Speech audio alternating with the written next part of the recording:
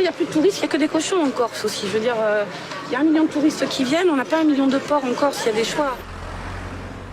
Et le choix qu'ont fait certains industriels, c'est d'utiliser une petite astuce parfaitement légale pour écouler toujours plus de charcuterie auprès de consommateurs peu avertis. Pour connaître cette astuce, nous profitons d'un contrôle de routine de la répression des fraudes chez le 2e fabricant de charcuterie de l'île. Gâteaux et bières à la châtaigne, fromage de brebis, fines herbes du maquis, charcuterie, liqueur à la myrte, confiture, vin, la liste est longue. Pour beaucoup d'entre nous, ce jour-là, sur le marché d'Ajaccio, impossible d'imaginer repartir de Corse sans emporter un petit bout de terroir. Alors, 2 tranches, puisque mon fils s'en va demain aux États-Unis. Ok, 3 à Londres. 3 comme ça, coupant de 6 morceaux. J'aime la copa et le lonzo. Donc voilà, parce que c'est corse, parce que c'est bien. C'est l'apéro, quoi. On était parti pour un petit morceau, on en a pris 4. Pour les commerçants de l'île, c'est un énorme business. Presque 150 millions de chiffres d'affaires réalisés chaque année. Et cela essentiellement grâce à 2 produits stars, la charcuterie et le fromage. 2 produits qui plaisent par leur authenticité. Ici, on trouve ça qu'ici. C'est la référence. Le goût, c'est pas le même que... Il y a du goût. Il y a du goût, quoi. C'est de l'excellent. C'est de l'excellent. Parce que c'est du vrai. On dit du vrai. Du vrai, Corse. Du vrai, en sommes-nous certains?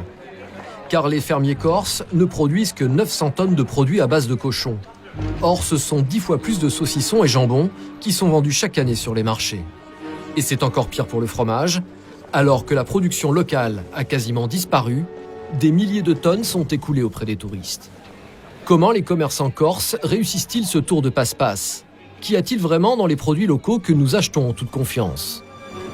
Vous allez découvrir que certains producteurs utilisent des astuces plutôt étonnantes et que la plupart des spécialités garanties 100% corse n'ont très souvent de corse que le nom.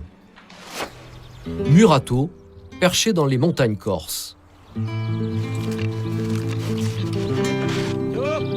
Pascal Fiori est éleveur des fameux porcs locaux qui font les délices des touristes. 100% plein air. C'est très important parce que les animaux sont mis dans des conditions optimales. Entre autres, il n'y a pas de stress. Et donc ça va permettre de développer une qualité de viande supérieure. Des porcs élevés en pleine liberté, nourris avec des glands et des châtaignes. C'est l'un des secrets de la qualité de la charcuterie corse. L'autre spécificité, la voici. Elle se trouve dans cette cave aux pierres ancestrales. Les jambons et les saucissons y sont séchés naturellement pendant des mois et fumés au feu de bois.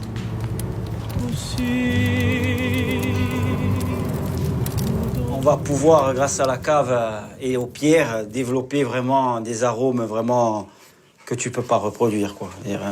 Des moisissures spécifiques qui donnent un goût au produit.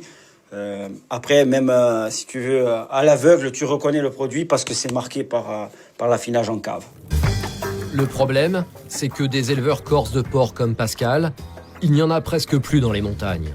Les cochons locaux ne suffisent plus à satisfaire une demande toujours plus grande des touristes. Conséquence, aujourd'hui, moins de 10% des produits vendus sur les marchés comme fermiers le sont vraiment. Et beaucoup d'acheteurs commencent à douter. C'est difficile de faire le tri, on n'est pas toujours certain de ce qu'on achète. Quand on voit certaines sortes de saucissons, ça ressemble à ceux, à la limite, qu'on pourrait trouver sur le continent. Je fais confiance, parce qu'à preuve du contraire, il n'y a aucun document qui atteste. On voit fermier un peu partout, c'est pas un label. N'importe qui peut marquer fermier. De toute manière, du fermier du vrai, il y en a très très peu. Il paraît que c'est à peine 10% de la production. Je suis même pas, si ça atteint 10%, c'est déjà bien. Pardon ? 10%, ça serait déjà bien. Je suis même pas sûr. Sinon, il n'y a plus de touristes, il n'y a que des cochons en Corse aussi. Je veux dire, il y a 1 million de touristes qui viennent, on n'a pas 1 million de porcs en Corse, il y a des choix.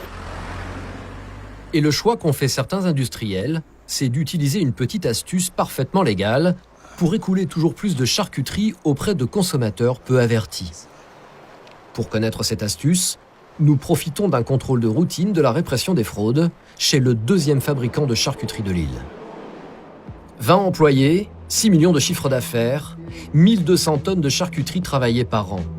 Ici, vous aurez du mal à trouver des cochons qui sortent de l'abattoir du village d'à côté. La viande arrive congelée par carton et de toute l'Europe. C'est ce que nous découvrons dans les frigos de l'entreprise. Non, ça se voit. Ah.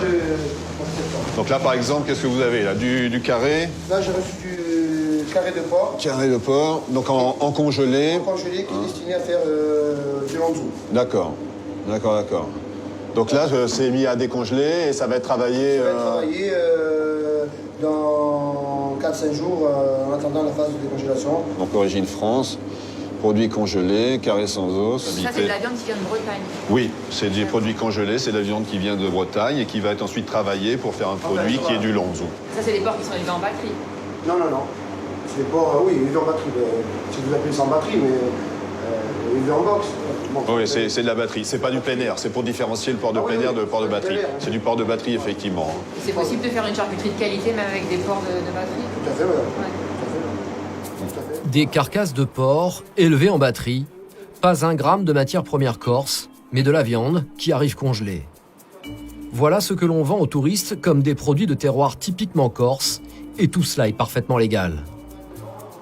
La loi est claire, qu'importe l'origine de la viande, il suffit qu'une étape importante de la fabrication, comme le salage par exemple, soit effectuée sur l'île pour que la charcuterie devienne corse. Résultat, les agriculteurs de l'île ne produisent que 900 tonnes, mais ce sont 10 000 tonnes de charcuterie sous toutes ses formes qui sont estampillées 100% locales.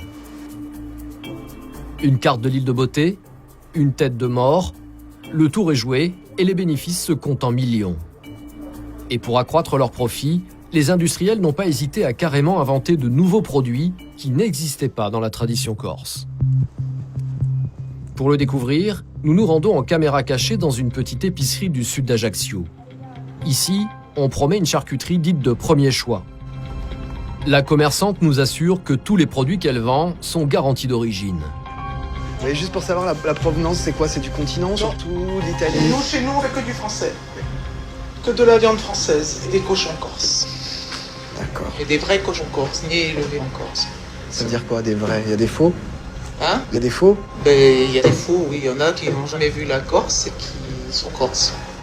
Pourtant, la commerçante propose aussi un saucisson très prisé des connaisseurs. Un saucisson d'âne. Et là, visiblement, il y a un petit problème. Vous faites pas de saucisson d'âne, hein? On en fait, oui. On en fait, mais c'est en voie de disparition. Mais l'âne n'est pas corse. C'est de l'âne qui vient du Brésil, d'un peu partout. Donc c'est quoi qui compte? C'est la préparation et tout ça, la transformation? C'est la recette, l'affinage. La recette et l'affinage. Le saucisson d'âne, un produit folklorique très demandé par les touristes, notamment italiens, est vendu entre 15 et 20 € le kilo. Alors pour répondre à la demande, d'habiles industriels n'ont pas hésité à relancer sa production. Pour preuve, retour chez le deuxième fabricant de charcuterie industrielle installé en Corse.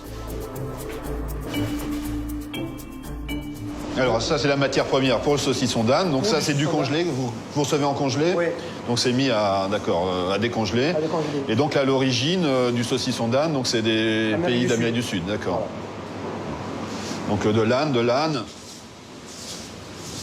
C'est typiquement corse, ça, le saucisson d'âne? Non. Nous, on se base à la demande. Aujourd'hui, on demande de faire du saucisson d'âne. Encore, c'est une demande, donc on fabrique du saucisson d'âne. Mais on ne peut pas dire que c'est un produit, c'est pas un produit typique corse, non, pas du tout. Même pas le saucisson sanguin. C'est exactement comme le saucisson sanguin. Mais aujourd'hui, il faut savoir qu'en Corse, le saucisson d'âne et le saucisson sanguin prennent une telle ampleur qui dépasse presque le saucisson pur porc. Le consommateur pense acheter un produit typiquement corse. Mais c'est un produit qui est 100% fabriqué en Corse. Oui, mais le saucisson l'âne vient du Brésil. Mais c'est exactement pareil. Comme pour les corpas, les lonzos. Ça, c'est un produit de terroir. C'est vendu comme un produit de terroir. Non. Alors le sanglier, pourquoi c'est un produit de terroir? Le sanglier, il vient pas de Corse non plus. Non, voilà, tout à fait. Il vient des pays de l'Est, mais c'est pareil, madame. Nous, c'est une demande qu'on a, donc on fabrique du saucisson d'âne. Si maintenant on nous demande de fabriquer du saucisson d'autruche, je vais fabriquer du saucisson d'autruche. On est ici pour avancer. On est là pour prendre des marchés, pour avancer. Mais le consommateur, si on lui disait la vérité, jamais il achèterait ça. Quelle vérité, là? Non, ils savent très bien que c'est de l'âne qui viennent. Nous, en Corse, nous n'abattons pas nos ânes. Personne Nous, ne nos sait. ânes, on s'en sert pour charrier des sangliers, pour charrier du bois, pour charrier des piquettes, tout ce que vous voulez. Mais on s'en sert pas pour les abattre. Nous, nos ânes, on les préserve. Personne ne le sait. Mais vous le savez, c'est un scoop. C'est certainement pas marqué sur les étiquettes. Parce qu'aujourd'hui, la loi est faite, on ne nous demande pas l'origine. Si aujourd'hui on nous demande de mentionner l'origine de la viande. On sera amené peut-être un jour, dans 2 ans, dans 3 ans, à amener l'origine de la viande. On marquera origine Brésil, origine Sud-Ouest, origine un tel. Il n'y a pas de souci. Nous, on marque viande, on marque saucisson d'âne fabriqué en Corse. Basta. De la viande du Brésil, d'Australie et d'Europe de l'Est, la charcuterie soi-disant corse est décidément sans frontières.